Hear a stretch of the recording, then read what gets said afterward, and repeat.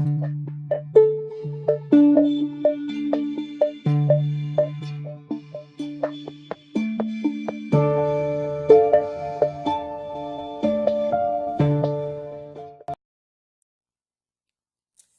here with Melodie Wilson, the author of Psalms of Zimra, Opus 1, There. Melodie is a Canadian poet, pianist, singer-songwriter, and published academic. Her work has appeared in publications such as the University of Windsor Faculty of Education Connect Ed magazine, the Canadian Journal for New Scholars in Education, and the often controversial F Word magazine.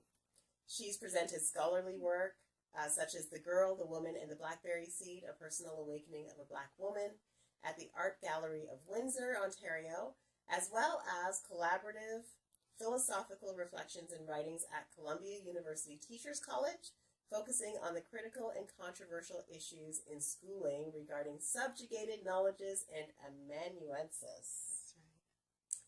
She is an ordained faith-based international speaker, a published recording artist, and a radio personality. And there's so much more I could tell you about Melodie, but the reason I have Mel here with me today is that Melodie has published this new collection of reflective poems for the grieving heart. And we want to talk about the book and talk about why Melodie decided that she was going to create this work of art. So welcome, Melodie. Thanks for being here with me. Thank you, Julie. It's a pleasure. Always a pleasure. So can you tell me a little bit of the backstory about this book? This book is based on your loss of your husband, Carl. So can you tell us a little bit about your relationship with Carl? I can. I can tell you a lot. My dear husband passed away last year, 2017.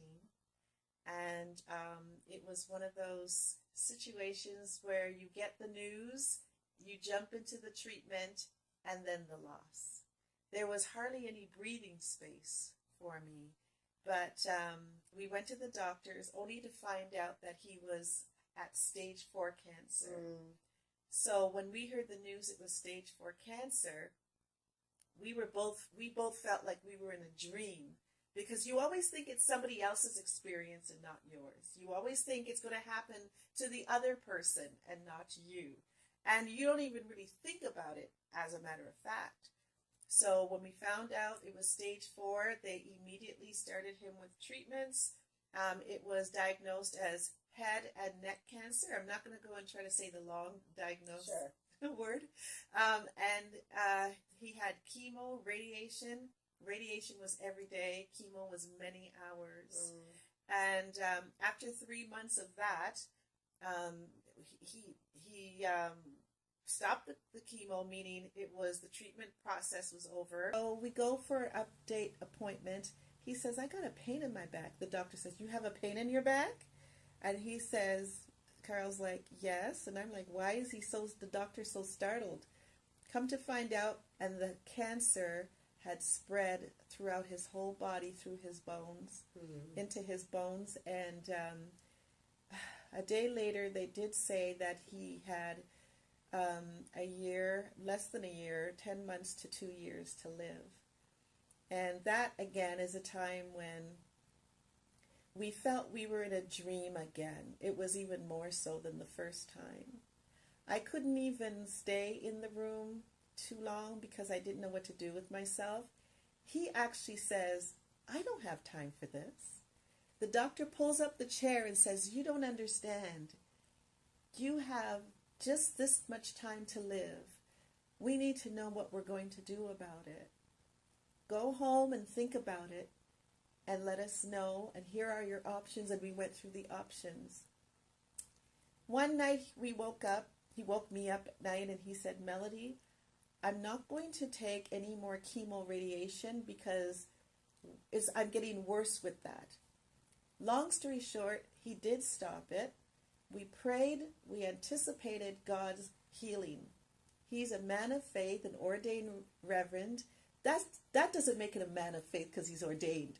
It makes him a man of faith because he believed that God could heal him anytime, any way. And I backed him up in that belief. And so he said, I'm not going to take it because it's making me sick. when he stopped taking it, his face started to change in terms of getting that chemo out of his system. For him, it brought him back, his body back, and his hair grew again because he had lost his hair, big and thick, and he started gaining weight again. I could find his face, that when his glow started to come back after he stopped the chemo and the radiation, I said, "There you are. I could see your beauty," because he's a very handsome man.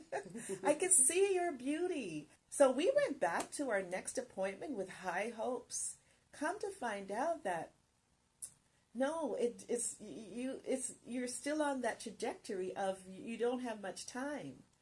And so he said, "I'm not going to take any more because I feel my body getting stronger," and it did, and the chemo was making him sick. It was only 8 months from the diagnosis to the passing. That's the time we had together, 8 months. From the diagnosis of stage 4 cancer to the day of his passing was 8 months. Wow. In retrospect, that 8 months felt like an eternity, right? In the moment, Mm-hmm. it felt like an eternity. The caregiving and the extra talks we had and the things the Lord said to us. In retrospect, it was such a short time. Mm-hmm. But the positive thing is, in the scripture, the number 8 is new beginnings. And I choose to believe that this was my husband's new beginning. When he transitioned to be with the Lord, he purposefully transitioned at home with me alone, and he slept away. I also choose to believe that when he slept away, he was already healed, only because the head and neck cancer caused him to breathe it was a struggle to breathe. But before he passed, I don't know if it was a couple hours or, an hour, he was breathing as calmly as a baby.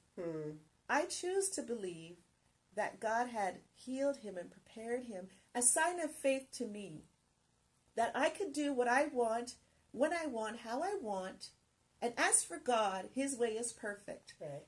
I think he chose to show me, if I wanted, I could heal him for you right here, and I believe he did. Mm-hmm.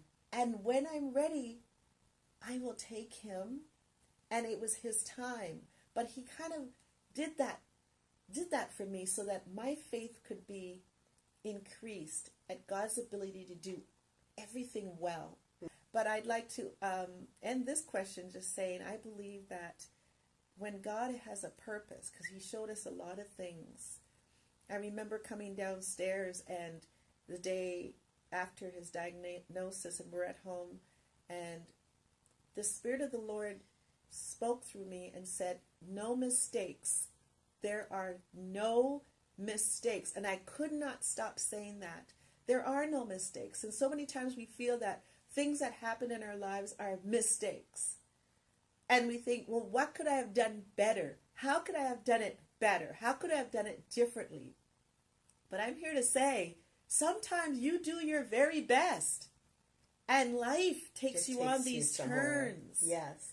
So tell me a little bit about how you have coped with the twists and turns that life has taken you from, because you were living in Canada for a long time. You were out of the country, and you came back to Ottawa for a specific reason. Can you tell us about that? I came back because my mother was sick, and she also had cancer, and even before that, I wasn't feeling well. I had a tumor, and I had surgery.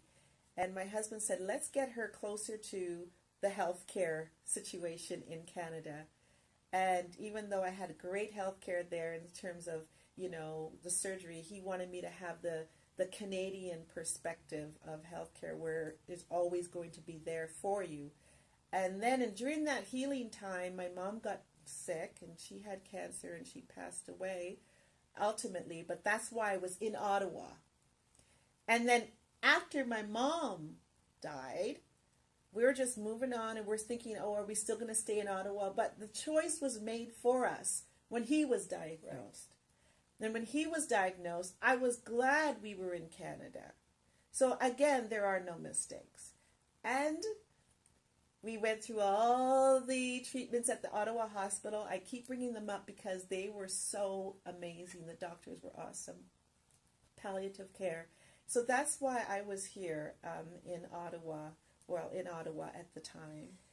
You know, in retrospect, it wasn't a lot of time, but you had some really important conversations. And you've told me off camera about a conversation where Carl encouraged you to carry on with your life. Can you talk? I know it's difficult, but can you talk to me about that a little bit? Yes, he always encouraged me.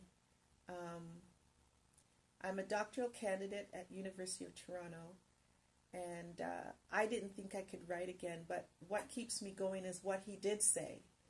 The things he told me. One of the main things he said to me when I fell to my knees one day, it must have been 3 weeks before he passed, and he was sitting in his big armchair because he had so much pain, a lot of pain in his spine, and I fell to my knees. I laid my head on his chest gently, and I said, Carl, if anything happens, what am I going to do without you? And he said, live, Melodie, live, just live. And he basically said, I want you to be happy. I want you to be really happy and do the things that you love. And I always keep that in my mind. I remember when we were reading a scripture, and I forget exactly where it's taken, but the nature of the scripture was that God's way is the perfect way. Yes. And he kept giving us inclinations that, it's Psalms 18:30. God's way is the perfect way.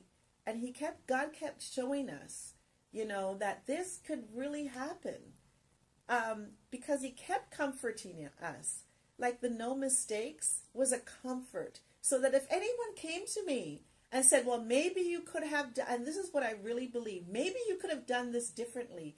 You should have given him more greens. You should have given him more water, distilled water. And did you try this? Whatever. And all these suggestions didn't jive with the way our turns and our twists were taking us. And we did the best we could. So that's why I believe, and Carl was alive when the Lord said that to us, there are no mistakes. For as for God, his way is perfect. Right. So if the Lord takes you, his way is perfect. If the Lord lets you live longer on this planet, his way is perfect. He gives and he takes away. Blessed be the name of the Lord. The Lord giveth it. Blessed be the name of the Lord. As for God, his way is perfect. So that's what keeps me through the twists and the turns. So if anyone starts, or even myself, I start doubting, because you go through a lot, I remember what he said.